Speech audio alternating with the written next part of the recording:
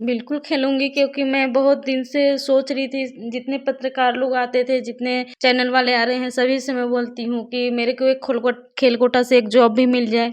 जो मेरा धनुष जो खरीदा गया था 7 लाख का लोन से, मैं देश के लिए मेडल भी दे सकती हूँ। मेरा धनुष का जो पैसा होता है वो भी चुकता नहीं कर पा रहे मम्मी-पापा। नमस्कार, मैं हूं कुंदन और आप देख रहे हैं फर्स्ट झारखंड। पैसे के अभाव में मेधा कैसे मरती है, उसके साथ आज मैं मौजूद हूं। मेधा बहुत है, लेकिन पैसे के अभाव में इनकी मेधा मर चुकी है अब। जी हाँ, ये झारखंड की एक तीरंदाज है हमारे साथ, दीप्ति कुमारी। दीप्ति कुमारी काफ़ी गरीब परिवार से आती हैं, नेशनल खेल चुकी हैं, लेकिन एक बार जब इनका धनुष टूटा, उसके बाद ये फिर खरीद पाने में सक्षम नहीं हुए और फिर इनका कैरियर जो है अधर में पड़ गया। ना ही कोई सरकार की तरफ से इनको मदद मिली, ना ही किसी भी सरकारी नुमाइंदे इनसे हाल चाल इनका लेने आए। हमारे साथ स्वयं दीप्ति है, हम उनसे सीधे तौर पे बातचीत करेंगे कि आखिर किन प्रॉब्लम के कारण आज वो दर दर की ठोकरें खा रही हैं। और दीप्ति, जिस तरीके से आप तीरंदाजी करती थी, नेशनल खेली हैं, अब आप क्या कर रही हैं? हाँ, सबसे पहले तो नमस्ते बोलना चाहती हूँ।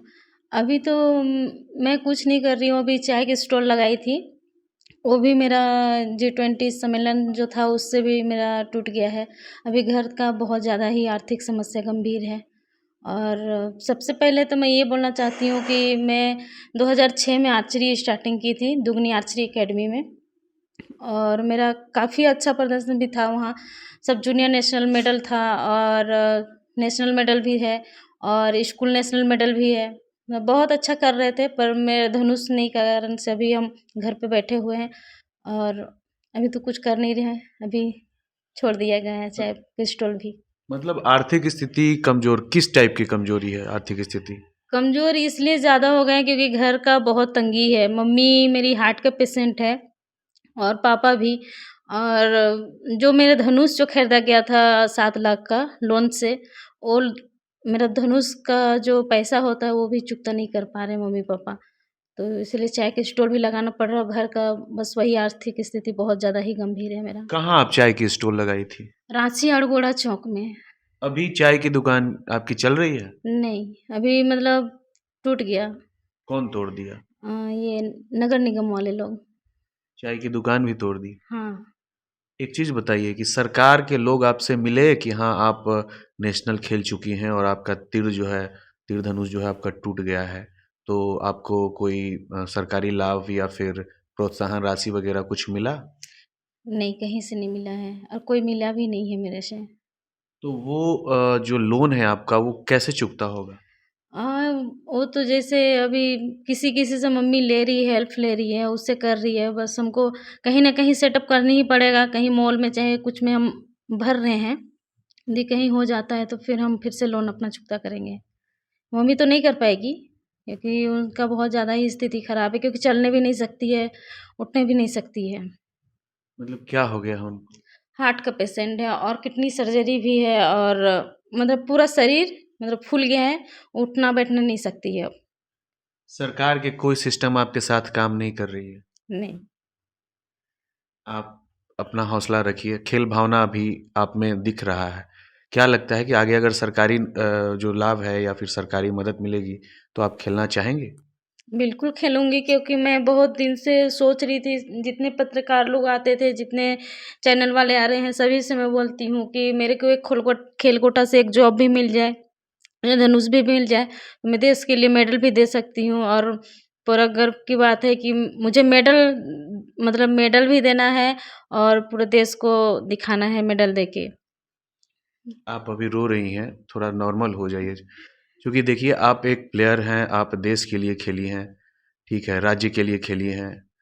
ज़ाहिर तौर पे आपका हौसला जो है काफ़ी बड़ा है, तभी तो आप इस लेवल पे पहुँची। ठीक है, सरकार के नुमाइंदे आपके साथ नहीं रहे, लेकिन अब जो है हो सकता है कि आपके साथ हैं।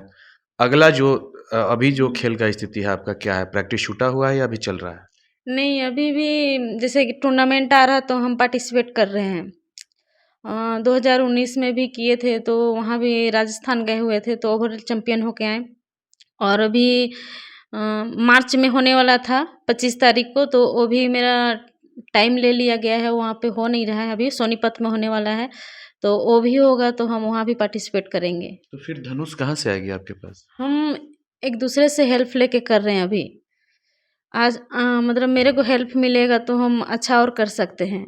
ये बताइए कि आप बता रही थी अभी हमसे बातचीत के दौरान, मणिपुर से आप बम्बू वाला भी धनुष यूज किए हैं। हाँ, मणिपुर खुद से हम गए थे और बम्बू बाँस का धनुष लेके आए हैं और उसको हम घर पे लगा के प्रैक्टिस कर रहे थे और राजस्थान जाके हम मेडल लेके आए हैं। थोड़ा हमारे दर्शकों को आप यह बताइए कि आप किस उम्र से और किस क्लास से और कहाँ से आप तीरंदाजी का जो है प्रैक्टिस स्टार्ट किए थे, कब से? 2006 से ही हम, मतलब 2005 लास्ट में हम किए थे। हम स्कूल जा रहे थे तो मेरे निरंजन एक सर हैं, वो मेरे को बोले कि एक टूर्नामेंट हो रहा है तो उसमें तुम भाग ले लो। तो हम वहाँ आर्चरी के लिए पार्टिसिपेट किए थे। तो फिर काफ़ी अच्छा हुआ था मेरा, तो फिर वहाँ से हमको लेके आए थे रांची मोराबादी मैदान। फिर वहाँ भी हम काफ़ी अच्छा किए तो घर गया था मेरा लेटर। फिर हम दुगनी आर्चरी एकेडमी के लिए सेलेक्ट हो गए। फिर 2006 में हम दुगनी आर्चरी एकेडमी हम ज्वाइनिंग कर लिए और 2006 में ही हम नेशनल भी खेले। प्राइमरी जो आपका खेल था वो कहाँ से भी था? मेरा दुगनी आर्चरी एकेडमी से। कहाँ है ये? ये सरायकेला खरसवां। गांव में आप रहती हैं, अभी शायद आप गांव से आई हैं। हाँ, अभी घर से आ रही हूँ। किस जिले में है और गांव का क्या माहौल था उस जिस समय आप खेल स्टार्ट की थी?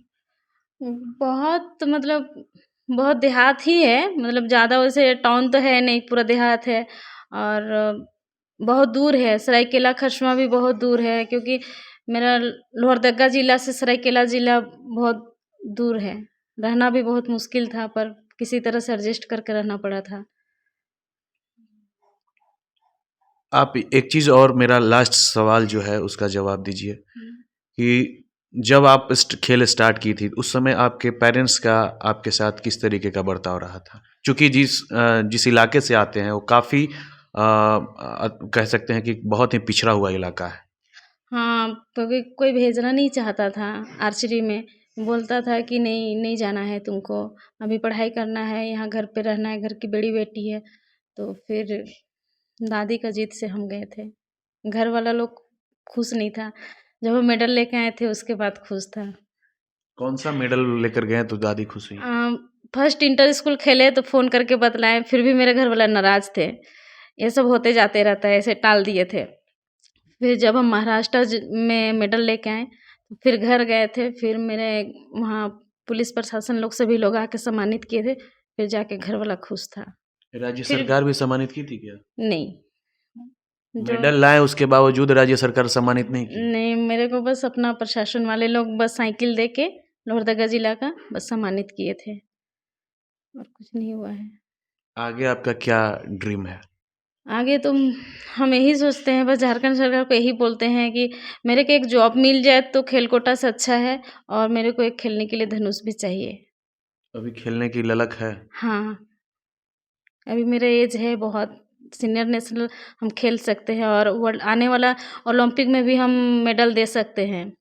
2024 के लिए हम तैयारी में भी हैं। जाहिर तौर पे ये दीप्ति हैं और ये तीरंदाज हैं।